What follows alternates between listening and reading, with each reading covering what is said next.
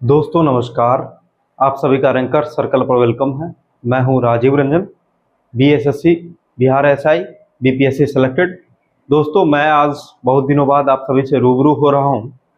इसका जो है वो मूल कारण आप लोग जानते भी होंगे, मैंने मैसेज भी किया था कि आजकल जो है जो एसआईआर जो है गहन पुनरीक्षण कार्यक्रम इलेक्शन कमीशन का चल रहा है, तो उसमें जो है पूरा प्रशासनिक तंत्र लगा हुआ है और उसमें मैं भी लगा हुआ हूँ। तो थोड़ी सी व्यस्तता के कारण जो है बीच में जो है बहुत लंबा गैप हो गया, लेकिन अब ये प्रयास रहेगा कि आपको जो है वो क्लासेस रेगुलर मिले। ठीक है दोस्तों, चूंकि जो एग्जाम डेट है उसका भी आप लोग भनक सुन रहे होंगे, और जो बिहार एसआई है वो भी आने वाला है, और बिहार एसएससी का भी एग्जाम डेट को लेकर कहीं ना कहीं चर्चा अभी भी चल ही रही है, भले ही उसकी पुष्टि नहीं हो पा रही है। ठीक है, लेकिन ये चीज कंफर्म है कि CGL 4 और बिहार एसआई आपको आ रही है तो आ रही है, और बीपीएससी जो 71st जो वो भी अपने तय समय पर ही होगी, यदि कुछ अनयूजुअल कंडीशन नहीं होती है तो इसलिए दोस्तों जो है जो सीरीज हम लोग कर रहे थे उसको एक बार फिर से हम लोग रीस्टार्ट करते हैं। ठीक है, आप लोगों ने जो मूवी है 12th फेल रीस्टार्ट देखी होगी, तो उसी की तर्ज पर हम लोग जो है मंजिल सीरीज रीस्टार्ट जो है वो करते हैं, और हम उम्मीद करेंगे कि अब जो ये सीरीज चलेगा वो कंटिन्यू चलेगा, और निश्चित रूप से आप सभी को जो है वो फायदा होगा। तो आप लोग जो भी लोग टेलीग्राम से नहीं जुड़े हैं जुड़ जाइए। जो भी हम पढ़ाएंगे उसका पीपीटी और इसका जो सेम टॉपिक का जो क्विज है वो आपको टेलीग्राम पे करवाया जाएगा। देखिए, जो अभी मैं पढ़ाने जा रहा हूँ निश्चित रूप से आपको कई बुक्स में, कई जो है सोर्सेस में मिल जाएगी, और हम भी जो क्वेश्चन लेकर आए वो कहीं ना कहीं प्रीवियस ईयर क्वेश्चन पे बेस्ड है। लेकिन किस तरह से पढ़ना है, कैसे कैसे पॉइंट को पकड़ना है, कैसे मैंने अपनी पढ़ाई के दौरान जो है क्या क्या ट्रिक्स, क्या क्या जो है मेथड्स यूज किए, तो उसको जो है देख के आप में एक नया कॉन्फिडेंस आएगा। एक्चुअली में होता क्या है कि लोग जो हैं वो जो जिनका रिजल्ट हो जाता है उनके तरीके को जानना पसंद करते हैं, उनसे पढ़ना पसंद करते हैं, लेकिन जब तक आप लाइन के उस पार हैं तभी तक आपको ये भ्रम रहता है। अगर आप कंटिन्यू रहते हैं, अगर आप सीरियस रहते हैं, निश्चित रूप से अपने लक्ष्यों के प्रति समर्पित रहते हैं, तो आपको सफलता मिलेगी ही मिलेगी, लेकिन वो कॉन्फिडेंस नहीं आ पाता है। तो उसी कॉन्फिडेंस और उसी खाई को पाटने का काम जो है वो हम जैसे लोग करते हैं दोस्तों। तो ये सारी चीजें हैं, बीच बीच में जो हम लोग बातें करते रहेंगे, बहुत सारी बातें हैं आपसे जो है इतने दिनों की ढेर सारी यादें हैं उसको भी साझा करनी है, कुछ एक्सपीरियंस, कुछ अनुभव हैं, खट्टे मीठे वो पुराने दिनों की तैयारी के समय की कुछ ऐसी बातें हैं जो अब बीच बीच में मैं आपको बताते चलूंगा। ठीक है दोस्तों, तो आइए इस क्लास को हम लोग स्टार्ट करते हैं। मे भी ये क्लास आप लोग पहले भी पढ़ चुके होंगे, लेकिन फिर से चूंकि रीस्टार्ट हम लोग कर रहे हैं तो मैंने सोचा कि इस टॉपिक से ही स्टार्ट किया जाए। हम लोग जो है वो आज से मॉडर्न हिस्ट्री स्टार्ट करेंगे। ठीक है, और मॉडर्न हिस्ट्री की शुरुआत जो है दोस्तों वो भारत में यूरोपियों के आगमन से जनरली पढ़ा जाता है। ठीक है, बहुत सारे लोग अलग अलग जो है टॉपिक से पढ़ाते हैं, लेकिन मेरा मानना है कि यहीं से मॉडर्न हिस्ट्री की जो है वो बेसिक स्टार्टिंग है। तो इस पे बेस्ड जितने भी आपको प्रीवियस ईयर एग्जाम में जो भी क्वेश्चन आए हैं उसको दोस्तों मैं कलेक्ट करके लाया हूँ। इसको हम लोग जो है वो डिटेल एनालिसिस के साथ पढ़ने का प्रयास करते हैं। तो आइए हम आज के सेशन को स्टार्ट करते हैं। आज का आपका पहला क्वेश्चन है कि 1760 का प्रसिद्ध मांडीवास का युद्ध अंग्रेजों और किसके खिलाफ लड़ा गया था। दोस्तों जब भी आप पढ़िएगा तो इतिहास में सारणी बहुत महत्वपूर्ण है, और उस सारणी में ही एक सारणी आपको युद्ध का सारणी हो। तो युद्ध के सारणी में आप लोगों ने जो है वो जब अंग्रेजी सत्ता, जब यूरोपीय सत्ता भारत में आई तो उसमें पुर्तगाली, फ्रांसीसी, डच, अंग्रेज ये सब जो है वो मुख्य सत्ता थी। तो इसमें जो है आपको जो बांडीवास की लड़ाई जो है वो 1760 में जो है, बांडीवास की लड़ाई दोस्तों 1760 में होती है। और ये बांडीवास की लड़ाई जो होती है दोस्तों, इस बांडीवास की लड़ाई में, बांडीवास की लड़ाई दोस्तों 1760 में होती है। और इस बांडीवास की लड़ाई में दोस्तों वो दो शक्तियां थी, एक ओर से थी अंग्रेज और दूसरी ओर से थी फ्रांसीसी शक्तियां। ठीक है, फ्रांसीसी शक्तियां। अंग्रेज की ओर से जो नेतृत्व करने वाले थे उनका नाम था आयरकूट, और फ्रांस की ओर से जो नेतृत्व करने वाले थे उनका नाम था काउंट डी लाली। ठीक है, काउंट डी लाली ने नेतृत्व किया था। ठीक है, इसमें दोस्तों वो आयरकूट जो है वो जीत जाते हैं और काउंट डी लाली की हार हो जाती है, यानी अंग्रेजी हुकूमत जो है वो फ्रांसीसी सत्ता पर हावी पड़ जाती है और यहीं से जो है वो फ्रांसीसी शक्ति का अंत हो जाता है। तो क्वेश्चन कैसे भी घुमा फिरा के पूछ सकता है कि फ्रांसीसी शक्ति का अंत किस युद्ध से हुआ दोस्तों, तो वो आपको बांडीवास की लड़ाई से हुआ था। बांडीवास की लड़ाई में अंग्रेज का नेतृत्व कौन किया था? आयरकूट। फ्रांसीसी का नेतृत्व किया था काउंट डी लाली। ठीक है, तो इतना चीज आप याद रखेंगे। और इसके बाद फ्रांसीसी व्यापार करने पर प्रतिबंध लगा दिया गया। ठीक है, अब जो है वो फ्रांसीसी जो है अपने पास सेना वगैरह नहीं रख सकते थे, बस सीमित अधिकार इनको दिए गए थे। तो ये चीजें हैं बांडीवास की लड़ाई के बारे में। बांडीवास के साथ साथ दोस्तों एक और युद्ध मैं बताते चलूं, एक और युद्ध हुआ था जिसको हम लोग बोलते हैं वेदरा। वेदरा का युद्ध, वेदरा का युद्ध दोस्तों 1759 में होता है और इसमें भी दोस्तों डच का अंत हो जाता है। जैसे 1760 में बांडीवास में फ्रांसीसी का अंत होता है, उसी तरह से 1759 में दोस्तों वो वेदरा के युद्ध में डच का अंत हो जाता है। आइए दोस्तों नेक्स्ट क्वेश्चन हम लोग देखते हैं कि पुर्तगालियों की प्रथम फैक्ट्री भारत में कहां स्थापित की गई थी। आप लोग जानते हैं दोस्तों कि पुर्तगाली जो है ना वो पहली ऐसी शक्ति है जो भारत में आई थी और अंतिम ऐसी शक्ति है जो भारत से गई। मतलब भारत में आने वाली पहली शक्ति और जाने वाली जो है लास्ट शक्ति थी पुर्तगाली शक्ति। तो पुर्तगाली दोस्तों कब आते हैं? 1498 में। आप लोग जानते हैं कि Vasco D gamma, Vasco D gamma जो है वो भारत आते हैं। ठीक है, और ये कहाँ पहुंचते हैं दोस्तों? ये कालीकट पहुंचते हैं। कालीकट में जो है वो जमोरिन थे वहां के राजा, उन्होंने जो है स्वागत किया। ठीक है, और यहाँ से जो है ये काली मिर्च मसाला लेकर पुर्तगाल जाते हैं, वहां इन्होंने 60 गुना मुनाफा कमाया। ये फिर से आते हैं दोस्तों 1502 में। ठीक है, और फिर से तीसरी बार जो है 1524 में आते हैं और यहीं पर इनकी मृत्यु हो जाती है वास्को डी गामा की। ये पुर्तगाली शक्ति है और पुर्तगाली सबसे लास्ट में दोस्तों 1961 में जो है भारत से जाते हैं। ठीक है, तो जब ये आते हैं तो इन्होंने जो है दोस्तों वो अपनी पहली फैक्ट्री वो 1503 में स्थापित किया था और वो किया था दोस्तों कोचीन, कोचीन में किया था। ठीक है, और अपनी दूसरी फैक्ट्री दोस्तों 1505 में किया था कन्नूर में। कहाँ किया था? तो कन्नूर में किया था। तो ये पुर्तगाली से जुड़ी हुई कुछ फैक्ट हैं जिसको आप लोग को ध्यान में रखना है। तो कहाँ स्थापित किया था? सूरत में, गोवा में, चंद्रनगर में। इनमें से कोई नहीं इसका राइट आंसर हो जाएगा कोचीन। ठीक है, पुर्तगालियों की पहली फैक्ट्री कोचीन में। उसके बाद अगला क्वेश्चन है दोस्तों, बंगाल की खाड़ी में समुद्री डकैती हेतु हुगली का उपयोग कौन करते हैं? देखिए, जब भारत में पुर्तगाली आए ना तो उस समय जो है भारत से व्यापार करने का काम अरब देश किया करते थे।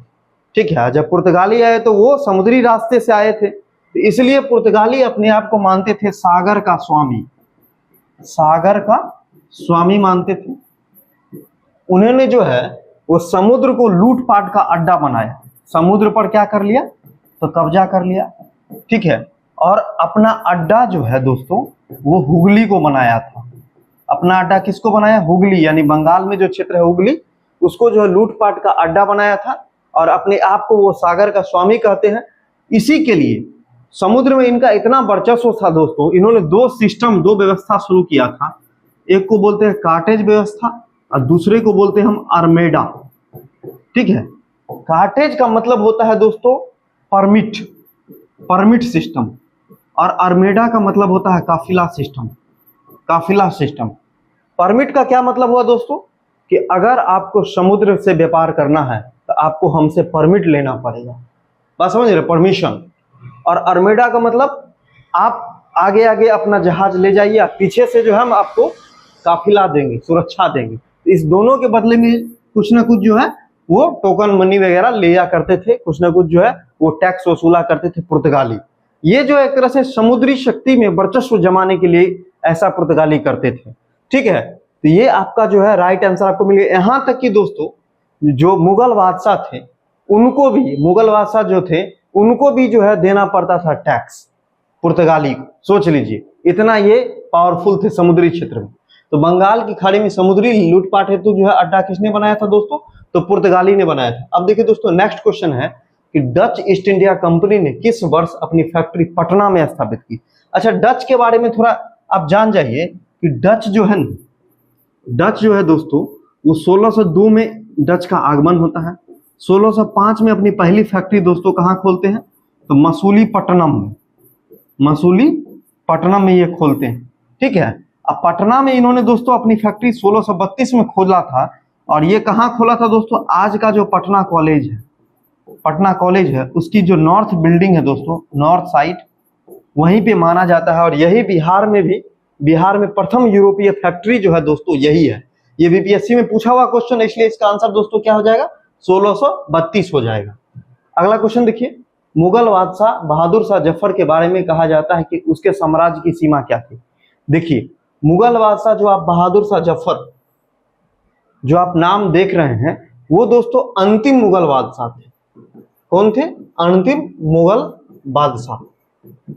और इनका जो पीरियड था दोस्तों, इनका जो पीरियड है वो आप लोग जानते हैं कि जब 1857 का रिवोल्ट होता है, 1857 का विद्रोह होता है, तो उस समय इनको बंदी बना लिया जाता है, क्योंकि इन्हीं के द्वारा जो है दिल्ली क्षेत्र में नेतृत्व किया जाता है। और इनको जो है रंगून भेज दिया जाता है, रंगून जेल में इनको कैद कर लिया जाता है। तो इनकी जो साम्राज्य था वो बहुत ही छोटा था। इनके साम्राज्य के बारे में ऐसा जो है कहा सुना जाता है कि चांदनी चौक से पालम तक जो है इनके राज्य की सीमा घट कर रह गई थी। ठीक है, क्योंकि आप लोग जानते हैं कि जब शाह आलम द्वितीय, जब 1803 में जब शाह आलम द्वितीय मुगल बादशाह थे, उसी समय पूरे भारत पर, दिल्ली पर अंग्रेजों का कब्जा हो गया था। उसके बाद जो है उसी के समय से जो है मात्र पेंशनर बनकर रह गए थे। तो यहाँ तक आते थे जो साम्राज्य जो है बिल्कुल ही क्या हो गया था, जो है अंग्रेजों के कब्जे में आ गया था। तो बस इसलिए ये कहावत प्रसिद्ध है कि चांदनी चौक से पालम तक बादशाह की बादशाहत रह गई। ठीक है, अब अगला क्वेश्चन देखिए, निम्नलिखित में से किस मुगल सम्राट ने राजा राम मोहन राय को अपने दूत के रूप में लंदन भेजा था। आप लोग जानते हैं राजा राम मोहन राय को राजा की उपाधि किसने दी, आप लोग जानते हैं, निश्चित रूप से आप लोग पढ़े होंगे।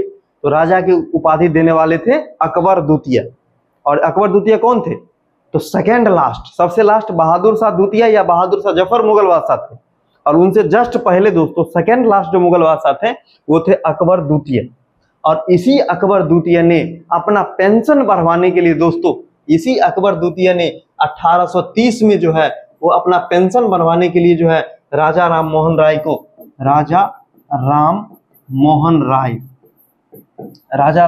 को जो है वो कहाँ भेजते हैं, तो लंदन भेजते हैं। ठीक है, और इसी अकबर द्वितीय ने राजा की भी उपाधि इनको दिया था, राजा राम मोहन राय को राजा की भी उपाधि दिया था। उसके बाद अगर मैं बात करता हूँ राजा राम मोहन राय के बारे में भी आप लोग जानते होंगे कि राजा राम मोहन राय जो है दोस्तों, राजा राम मोहन राय जो है वो प्रथम आधुनिक पुरुष कहे जाते हैं, अतीत और भविष्य के मध्य की सेतु कहे जाते हैं, भारत में राष्ट्रवाद के जनक कहे जाते हैं, भारत में राष्ट्रवाद के पैगंबर कहे जाते हैं। ठीक है, राजा राम मोहन राय सामाजिक सुधारों को लेकर आंदोलन करने वाले प्रथम व्यक्ति माने जाते हैं। राजा राम मोहन राय ने भारत में समाज सुधार की दिशा में कई प्रयास किए। इन्होंने सती प्रथा का अंत करवाया।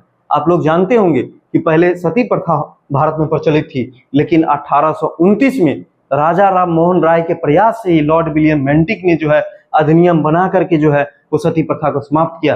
राजा राम मोहन राय जो है वो सती प्रथा के अलावा बाल विवाह के भी विरोधी थे। ये जो है महिलाओं की स्थिति में सुधार लाना चाहते थे। ये मूर्ति पूजा के भी विरोधी थे। ये एकेश्वरवाद में जो है विश्वास करते थे। इन्होंने जो है 1815 में आत्मीय सभा की स्थापना किया, 1816 में वेदांत सोसाइटी, 1817 में हिंदू कॉलेज की स्थापना जो है डेविड हेयर के साथ मिलकर ये कोलकाता में करते हैं। 1828 में इन्होंने ब्रह्म समाज की स्थापना किए। तो ये सब जो है राजा राम मोहन राय की ऐसी कृति है। इसके अलावा पत्रकारिता क्षेत्र में भी जो है राजा राम मोहन राय का नाम अग्रणी है। राजा राम मोहन राय ने भारत में प्रथम फारसी अखबार मिरातुल अखबार का प्रकाशन किया था। इसके अलावा राजा राम मोहन राय ने जो है परसिप्ट ऑफ जीसस, ब्राह्मण क्रॉनिकल, प्रज्ञा का चांद जिसको हम संवाद कुमुदी भी कहते हैं, उसकी भी जो है वो रचना की थी। तो ये सारी चीजें जो है राजा राम मोहन राय के बारे में बार बार एग्जाम में क्वेश्चन पूछी जाती है। ठीक है दोस्तों, तो इसको आपको जानना निश्चित रूप से जो है वो जरूरी है। फिलहाल के लिए हम नेक्स्ट क्वेश्चन पे चलते हैं। देखिए नेक्स्ट क्वेश्चन है कि राजा की उपाधि अभी हम तुरंत बता दिए, ये क्वेश्चन हो गया। राजा की उपाधि भी आपको किसने दिया था, तो मुगल बादशाह अकबर द्वितीय ने दिया था। अगला क्वेश्चन, निम्नलिखित कथनों में से कौन बहादुर शाह जफर के बारे में सही नहीं है? मतलब कौन सा जो है इसमें आपको गलत है? देखिए पहला जो है बिना सम्राट का बादशाह था, तो लगभग मान सकते हैं सही है। इब्राहिम जैक और गालिब जो 1857 के विद्रोह में आप लोग जानते हैं। उसके बाद जो है, अगर नहीं जानते हैं तो जान जाइए, गालिब जो मिर्जा गालिब 1857 के विद्रोह में थे, उन्होंने अपनी आंखों से देखा था। हसन अस्करी उसके आध्यात्मिक निर्देशक थे। वह 1 लाख रुपए से कम प्रतिमाह ईस्ट इंडिया कंपनी को पेंशन के रूप में प्राप्त करता था। देखिए ईस्ट इंडिया कंपनी से इनको पेंशन नहीं मिलता था, इनको कब्जा करके रंगून भेज दिया गया था। तो ये स्टेटमेंट अपने आप पकड़ा गया कि गलत है। बाकी अगर नहीं भी अगर आपको याद है उतना अच्छा से, फिर भी जो आप एक गेसिंग जो प्रैक्टिस होती है उससे भी आप पकड़ सकते हैं कि ये क्वेश्चन आपका जो है वो इस तरह से बनेगा। ठीक है, यही आपका जो है कॉमन जो है वो सोच होना चाहिए। अगला क्वेश्चन देखिए कि वास्को डी गामा कब जो है भारत पहुंचा? एकदम सब लोग जानते हैं 1498 में जो है कालीकट पहुंचा था जो है जमूरी, और इनको सहायता कौन किया था? तो अब्दुल मजीद, एक जो गुजराती जो रास्ता दिखाने वाला व्यक्ति था, उसने जो ही रास्ता दिखाया था। सुप्रसिद्ध उर्दू शायर मिर्जा गालिब का जो है वो मूल निवास स्थान कहाँ है दोस्तों? तो मूल निवास स्थान दोस्तों इसका आगरा हो जाएगा। और 1857 के विद्रोह को जो है इन्होंने जो 1857 को अपनी आंखों से देखा था। ये भी क्वेश्चन, निम्नलिखित में से कौन सा युग्म जो है वो सही सुमिलित है? बक्सर के युद्ध मीर जाफर विरुद्ध क्लाइव, मांडीवास का युद्ध फ्रांसीसी विरुद्ध ईस्ट इंडिया कंपनी, चिलियानवाला के युद्ध डलहौजी विरुद्ध मराठे, खरदा के युद्ध निजाम विरुद्ध ईस्ट इंडिया कंपनी। दोस्तों आप लोग जानते हैं कि बक्सर के युद्ध मीर जाफर नहीं थे बल्कि मीर कासिम था। मांडीवास की लड़ाई अभी हम थोड़ा देर पहले बताए थे, ये आपका सही है। मांडीवास की लड़ाई दोस्तों 1760 में हुआ था। ठीक है, और इसी में क्या हुआ था? फ्रांसीसियों का अंत हो गया था, फ्रांसीसी का अंत हो गया था दोस्तों। और इसमें जो है आपको बताए थे कि आयरकूट जो कि अंग्रेज सेनापति था, उसने किसको हराया था? तो काउंट डी लाली को हरा दिया था, काउंट डी लाली को पराजित कर दिया था दोस्तों। बक्सर का युद्ध दोस्तों, बक्सर के युद्ध के बारे में आप लोग जानते होंगे कि बक्सर की लड़ाई दोस्तों 1764 में हुई थी। बक्सर की लड़ाई में जो है एक और जो है दोस्तों वो थे मीर कासिम, अवध के नवाब शुजा-उद-दौला, शाह आलम सेकेंड, शाह आलम द्वितीय, इसकी संयुक्त सेना थी। और दूसरी ओर दोस्तों अंग्रेज थे, और अंग्रेजी सेना का नेतृत्व दोस्तों वो किए थे हेक्टर मुनरो। कौन किया था? Hector Munro. इसमें अंग्रेज जीत गए थे, और इसी युद्ध ने यह सिद्ध कर दिया था कि भारत में जो है अब केवल और केवल अंग्रेज का राज रहेगा। कौन सा युद्ध? बक्सर का युद्ध। यानी भारत में अंग्रेजी सत्ता की नींव जो है वो 1757 में जो है प्लासी की लड़ाई में पड़ती है। लेकिन बक्सर के युद्ध ने प्रमाणित कर दिया कि अब जो है अंग्रेज ही सर्वशक्तिमान है। और इसमें जो हेक्टर मुनरो ने जो है वो क्या किया था? नेतृत्व किया था। इसी के बाद दोस्तों इलाहाबाद की संधि होती है, और इलाहाबाद की 2 संधि होती है दोस्तों। प्रथम संधि मुगल बादशाह शाह आलम द्वितीय से, और द्वितीय संधि शुजा-उद-दौला से होती है। जिसके बाद बिहार, बंगाल, उड़ीसा और अवध में जो है अंग्रेजों को दीवानी अधिकार यानी कर संबंधी अधिकार जो है वो प्राप्त हो जाते हैं। ठीक है दोस्तों। उसके बाद है चिलियानवाला का युद्ध, जो है वो मराठे और डलहौजी के बीच में नहीं हुआ था, बल्कि मराठे नहीं बल्कि सिख यहाँ पर होंगे, सिख के साथ हुआ था। और खरदा का युद्ध निजाम विरुद्ध ईस्ट इंडिया कंपनी नहीं बल्कि निजाम और मराठा का साथ युद्ध जो हुआ था वो आपको खुर्दा का युद्ध हुआ था 1795 में। तो ये आपका जो है वो सही आंसर बी हो गया। अब देखिए नेक्स्ट क्वेश्चन है कि सूची को जो है वो मिलाइए। प्रथम कर्नाटक युद्ध जो है दोस्तों, कर्नाटक युद्ध के बारे में आप लोग जानते हैं कि कर्नाटक के 3 युद्ध हुए हैं। प्रथम कर्नाटक युद्ध जो है दोस्तों वो हुआ है आपको 1746 से 48 तक, द्वितीय कर्नाटक युद्ध 1749 से 54 तक, और तृतीय कर्नाटक युद्ध 1756 से 63 तक। पहले जो कर्नाटक युद्ध था वो एला सापला की संधि के तहत समाप्त होता है। दूसरा कर्नाटक युद्ध दोस्तों वो आपको पांडिचेरी की संधि के तहत, तीसरा जो है वो पेरिस की संधि के तहत समाप्त होता है।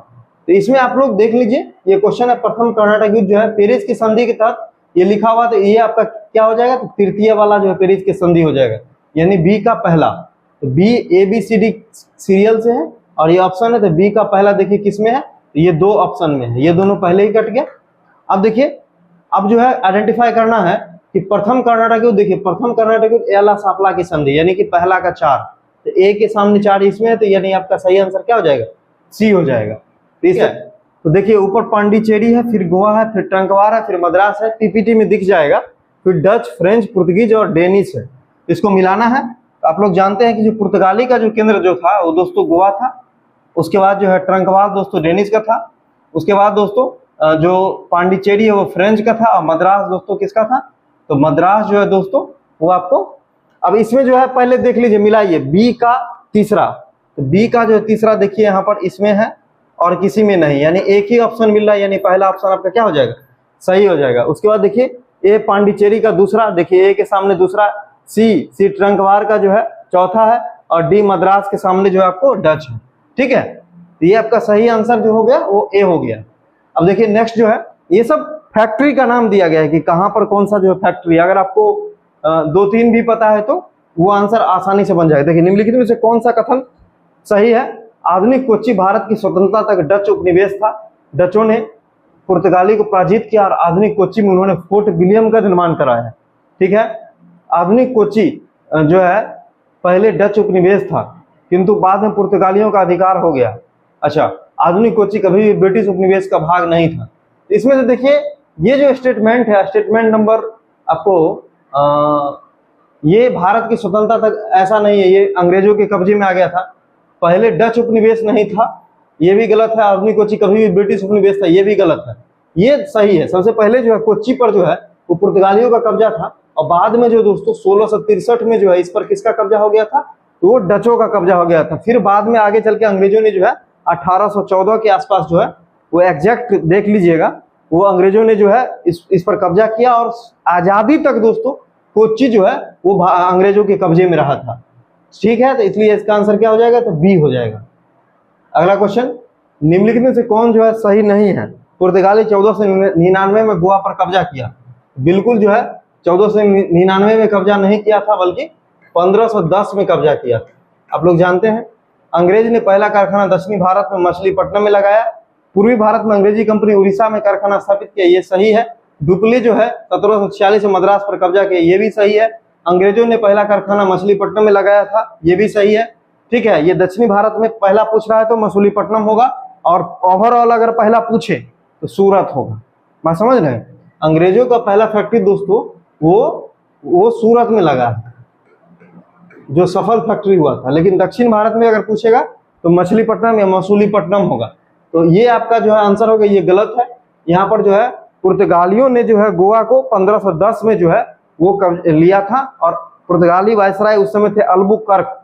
तो अल्बुकर्क ने जो है यूसुफ आदिल शाह से गोवा को 1510 में छीना था। तो आपका राइट आंसर हो गया ए, ये गलत है। अगला, पुर्तगाली उपनिवेश प्रथम वायसराय भारत में कौन हुआ। तो देखिए अब पुर्तगाली का प्रथम वायसराय पूछ रहा है, तो सबसे पहले अगर मैं बात करता हूं तो पुर्तगाली शक्ति के बारे में आप लोग जानते हैं कि पहला जो पुर्तगाली आया था भारत में, जिसने भारत की खोज किया, वो था वास्को डी गामा। ठीक है, वास्को डी गामा 3 बार 1498, 1502 और फिर 1524 में आया। दूसरा दोस्तों पुर्तगाली यात्री जो आया था जिसका नाम था पेड्रो अल्वारेज कैब्रल, और ये जो है दोस्तों वो 1502 में आया था। ठीक है, उसके बाद अगर मैं बात करता हूं दोस्तों तो 1503 में जो आया था दोस्तों उसका नाम था अल्बुकर्क था। अल्बुकर्क जो है भारत में पुर्तगाली साम्राज्य का वास्तविक संस्थापक माना जाता है, और पहला जो दोस्तों वायसराय बनकर आया था उसका नाम था F.D. अल्मीडा, यानी फ्रांसिस्को डी अल्मीडा। ये 1505 में आया था, 1509 तक रहा था दोस्तों। इसने जो है फ्रांसिस्को डी अल्मीडा ने जो है भारत में शांत जल की नीति का अनुसरण किया था, जिसको हम बोलते हैं अंग्रेजी में ब्लू वाटर पॉलिसी, शांत जल नीति। ठीक है, अंग्रेजी में बोलते हैं ब्लू वाटर पॉलिसी, इसका अनुसरण किया था। और अल्बुकर्क के बारे में दोस्तों, तो अल्बुकर्क जो है वो 1503 में आया था, लेकिन आगे चल के यह जो है 1509 से लेकर के 1515 तक जो है पुर्तगाली वायसराय बनता है। ये दूसरा पुर्तगाली वायसराय बनता है, और ये जो है ना भारत में वास्तविक पुर्तगाली साम्राज्य का वास्तविक संस्थापक था। अल्बुकर्क ने जो है 1510 में दोस्तों गोवा को जीता था, 1511 में मलक्का को जीत लिया, 1515 में हारमुज को जीत लिया था। इसी ने जो है वो 1503 में ही जो है कोचीन में जो है वो इसी की मदद से जो है पुर्तगालियों ने अपना पहला फैक्ट्री खोला था। 1505 में जो है पुर्तगालियों ने कन्नूर में दूसरा फैक्ट्री खोला था। अल्बुकर्क जो है वो आपको सती प्रथा को जो है वो समाप्त करने का प्रयास किया था, इसलिए अल्बुकर्क को राजा राम मोहन राय का पूर्वगामी कहा जाता है। अल्बुकर्क ने जो है भारत में पुर्तगीज शक्ति को स्थापित करने के लिए भारतीय महिलाओं से जो है ना पुर्तगाली व्यक्तियों को विवाह करने के लिए प्रोत्साहित किया था। ठीक है, तो ये ओवरऑल जो है आपका एक पुर्तगाली वायसराय और हुए जिनका नाम था नानो डी कुन्हा, और नानो डी कुन्हा ने जो है वो गोवा को जो है वो मुख्यालय बनाया था, जो मुख्यालय पहले कोची हुआ करता था। चूंकि 1503 में पहला फैक्ट्री कहाँ स्थापित हुआ था? कोची में, जिसको कोचीन बोला जाता था। ठीक है, तो गोवा जो है वो नानो डी कुन्हा ने स्थानांतरित किया था, और ये 1498 में आए थे, और 1961 में जो है ये पुर्तगाली जो है यहाँ से गए। ठीक है, गोवा, दमन द्वीप ये सब जो है इन्हीं के कब्जे में था। तो इसलिए इसका जो सही आंसर जो हो जाएगा, प्रथम वायसराय भारत में जो कौन आया था? अल्मीडा आया। आपको अब ये पुर्तगाली का कॉन्सेप्ट समझ में आ गया होगा कि क्या क्या जो है पुर्तगीज से क्वेश्चन आते हैं।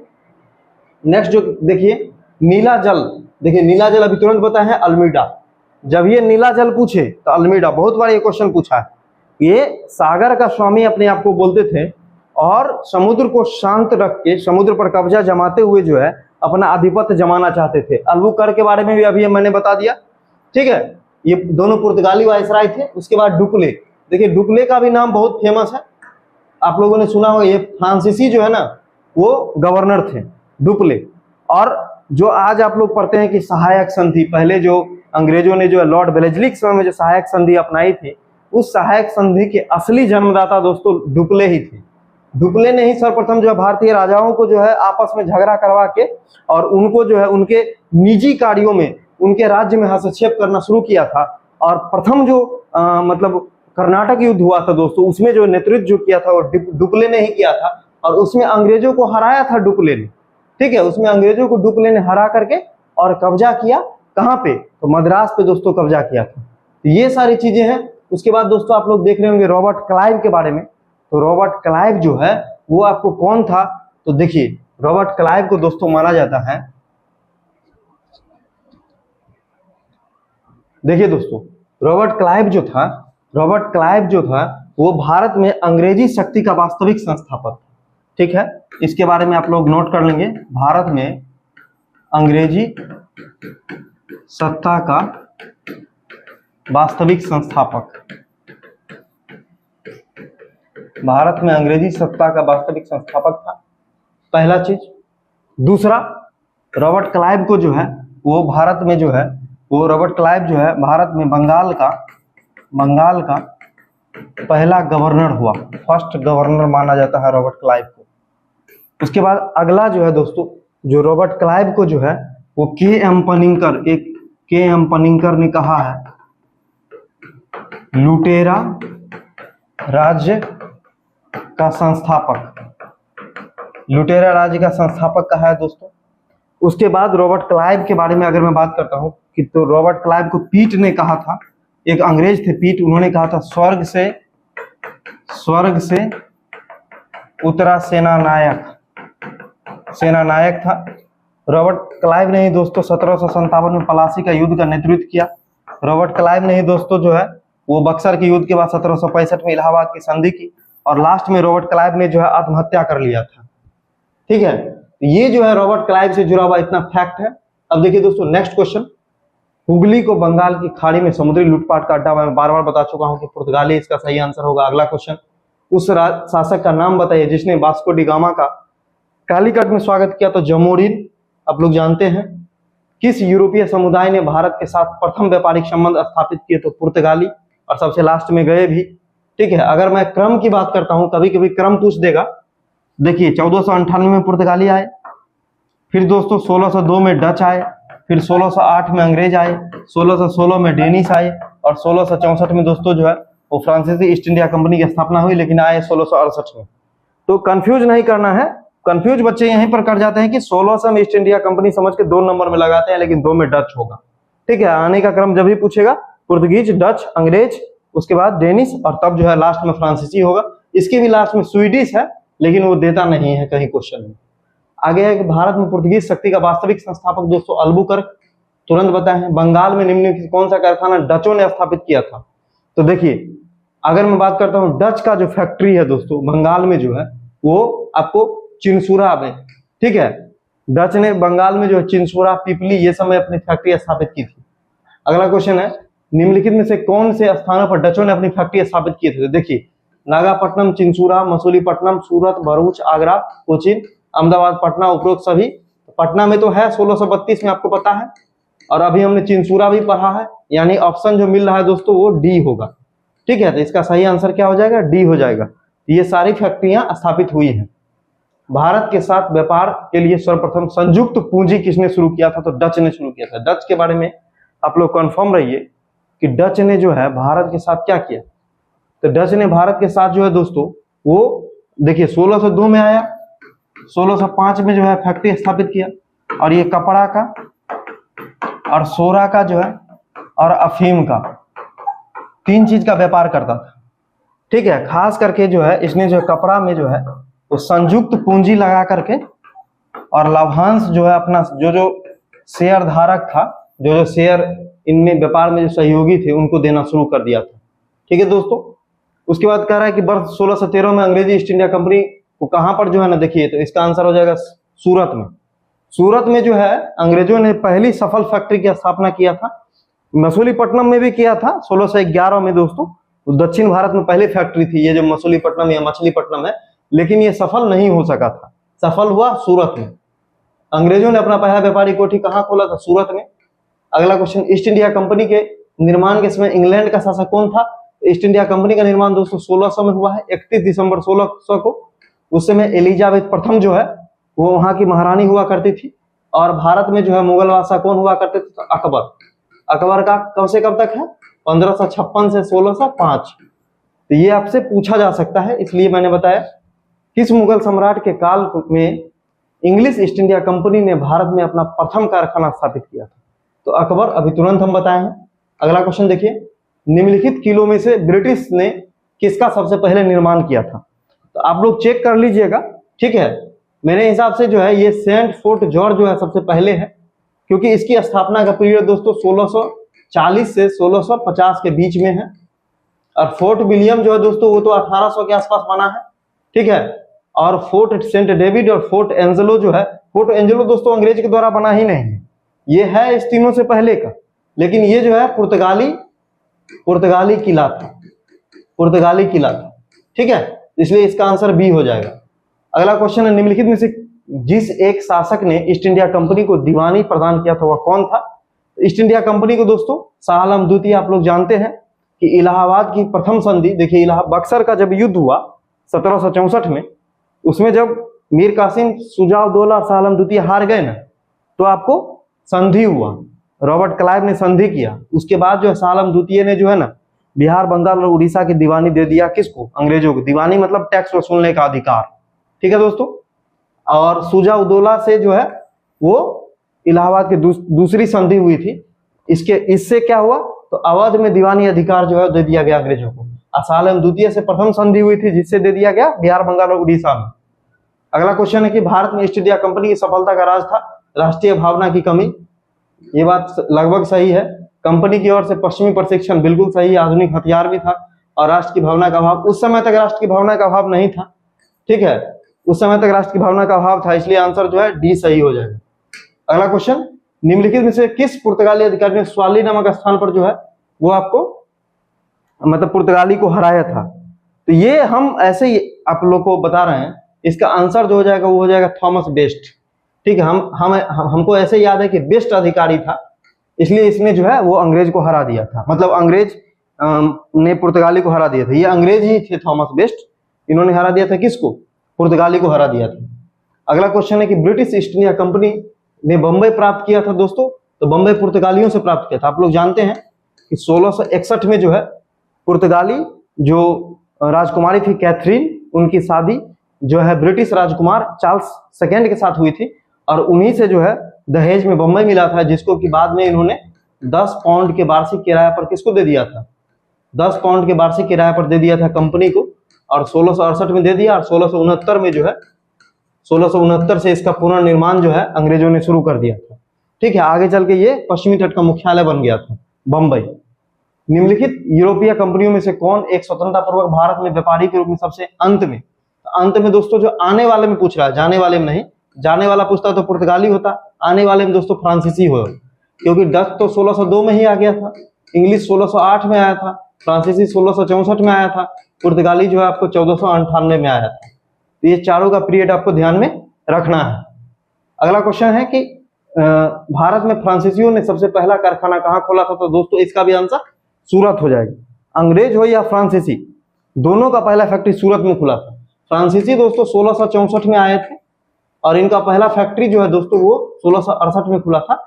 ठीक है, और वो कहाँ खुला था, तो सूरत में खुला था। और दूसरा फैक्ट्री दोस्तों फ्रांसीसी का दूसरा फैक्ट्री 1669 में खुला था, मसूलीपट्टनम में। कहाँ खुला था दोस्तों, मसूलीपट्टनम में। इस बात का ध्यान रखना है। ठीक है, अब देखिए दोस्तों नेक्स्ट क्वेश्चन कि निम्नलिखित में से कौन सा प्रथम यूरोपीय व्यक्ति था जिसने भू क्षेत्र अर्जित करने के उद्देश्य से भारतीय राजाओं के झगड़े में भाग लेने की नीति प्रारंभ की। थोड़ा देर पहले हम आपको बताए हैं ये क्वेश्चन का आंसर, आप लोग इसका आंसर देख लीजिए। Clive Dupleix, Albuquerque, Warren Hastings. इसका राइट आंसर है डुप्ले, क्योंकि मैंने बताया था कि डुप्ले जो है बहुत पहले सहायक संधि वाला जो फॉर्मूला है वो दिया था, लेकिन एक्चुअली में उसको बड़े पैमाने पर बाद में जो है अंग्रेजों ने अपनाया था। ठीक है, इसलिए इसका सही आंसर क्या हो जाएगा, डुप्ले हो जाएगा। अगला क्वेश्चन है कि फ्रांसीसी दक्कन में शक्ति स्थापित करने में असफल क्यों रहे थे। डुप्ले सक्षम सेनापति नहीं था। ठीक है, उसके बाद जो है अंग्रेजों की फौज शक्तिशाली थी। मतलब फ्रांसीसी जो है, देखिए डुप्ले बिल्कुल सक्षम था, लेकिन जब से डुप्ले भारत से गया तभी से फ्रांसीसी कमजोर हो गए थे। भारतीय लोग फ्रांसीसी को पसंद नहीं करते थे, ये भी लगभग बात सही है। पांडिचेरी सामरिक केंद्र था। यहाँ पर जो इसका एग्जैक्ट आंसर है वो है बी, क्योंकि अंग्रेजी शक्ति जो है इतनी चालाक थी, इतनी शक्तिशाली थी कि फ्रांसीसी को जो है वो मजबूर किया गया और उसको जो है अपने ट्रिक्स में, अपने जाल में फंसा के हराया गया था। अगला क्वेश्चन है कि फ्रांसीसी ईस्ट इंडिया कंपनी का निर्माण किसके शासनकाल में हुआ था। तो सिंपल सा जो है, इसको आप लोगों ने भी जो है बुक्स में या कहीं ना कहीं पढ़ा होगा कि लुई 14वां का शासनकाल में जो दोस्तों 1664 में फ्रेंच ईस्ट इंडिया कंपनी की स्थापना होती है, जो कि फ्रैंक कैरो एक जिन्होंने नेतृत्व किया था वो था फ्रैंक कैरो। और इनमें जो है बहुत बड़ा योगदान था कोलबर्ट जो लुई 14वां के मंत्री थे, उनका बहुत बड़ा योगदान था फ्रेंच ईस्ट इंडिया कंपनी की स्थापना में। इसलिए इसका आंसर क्या हो जाएगा, लुई 14वां हो जाएगा। अगला क्वेश्चन है, फ्रांसीसी कंपनी का वास्तविक संस्थापक माना जाता है कोलबर्ट को। अभी मैंने बताया कि कोलबर्ट जो है लुई 14वां का मंत्री था। अगला क्वेश्चन है कि निम्नलिखित में से प्रथम कर्नाटक युद्ध के तत्कालिक कारण कौन से थे। तो देखिए, प्रथम कर्नाटक युद्ध 1746 से 48 एला-सापला की संधि। द्वितीय कर्नाटक युद्ध 1749 से लेकर के 1754 पांडिचेरी की संधि। तीसरा जो है 1756 से 63 जो है, जो किस संधि के तहत हुआ था, पेरिस की संधि। तो पहला जो कर्नाटक युद्ध हुआ था ना, देखिए कर्नाटक युद्ध मूलतः जो है हैदराबाद और कर्नाटक राज्यों में जो है ना आपसी सत्ता को लेकर के था। तो पहला कर्नाटक युद्ध जो हुआ था वो आपको एक अंग्रेज थे कैप्टन बर्नेट, उन्होंने फ्रांसीसी जहाज पर कब्जा कर लिया था, उसी से शुरू हुआ था और इसी दोनों के बीच का जो है लड़ाई का विस्तार था। अगला क्वेश्चन है कि कर्नाटक युद्ध किसके बीच में लड़ा गया था। अच्छा, इससे पहले वाला जो क्वेश्चन था दोस्तों, अंग्रेजों द्वारा जो है फ्रांसीसी जहाज पर कब्जा, क्योंकि पूछ रहा है तत्कालिक कारण, तो तत्कालिक कारण इसका बी हो जाएगा। अगला क्वेश्चन है कि कर्नाटक युद्ध किन के बीच लड़ा गया था, अंग्रेज और फ्रांसीसी के बीच में लड़ा गया था। ठीक है, ये जो है कर्नाटक का युद्ध किन के बीच लड़ा गया था, तो अंग्रेज और फ्रांसीसियों के बीच में लड़ा गया था। पहला क्वेश्चन है कि बांडीवास का युद्ध 1760 में फ्रेंच ने ब्रिटिश को हराया, नहीं उल्टा होगा कि ब्रिटिश ने फ्रेंच को हराया। ठीक है, ये बता चुके हैं, बार बार ये क्वेश्चन आ रहा है। उस फ्रांसीसी सेनापति का नाम बताइए जो 1760 में बांडीवास की लड़ाई में पराजित हुआ, तो काउंट डी लाली पराजित हुआ था। अगला क्वेश्चन है कि लंदन में ब्रिटिश ईस्ट इंडिया कंपनी के गठन के समय भारत का बादशाह कौन था, तो अकबर था। आप लोग जानते हैं, ये हम बता भी चुके हैं। क्रम से सजाइए तो देखिए, अंग्रेज कब आया, 1608 में, डच कब आया 1602 में, फ्रांसीसी 1664 या 1668 में भारत पहुंचा था, पुर्तगाली जो 1498 में। तो क्रम सजा लीजिए, 4 2 1 3, 4 2 1 3 आंसर बी। ठीक है, अगला क्वेश्चन है कि भारत में मुद्रणालय, मुद्रणालय का मतलब होता है प्रिंटिंग प्रेस लाने का श्रेय किसको जाता है? तो पुर्तगाली को जाता है।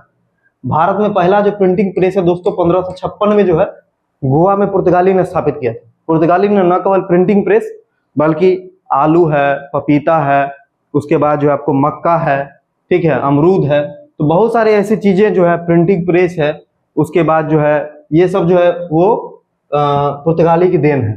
अगला क्वेश्चन है कि ब्रिटिश कंपनी ने भारत में व्यापार करने का पहला अधिकार पत्र प्राप्त हुआ तो लिवेंट कंपनी। देखिए लिवेंट कंपनी को 1593 में जो है 1593 में ईस्ट इंडिया कंपनी से भी पहले जो है स्थल मार्ग से व्यापार करने का अधिकार प्राप्त हो गया था, ठीक है, इसलिए इसका सही आंसर हो जाएगा Leivand company. East India company को तो 1600 में हुआ।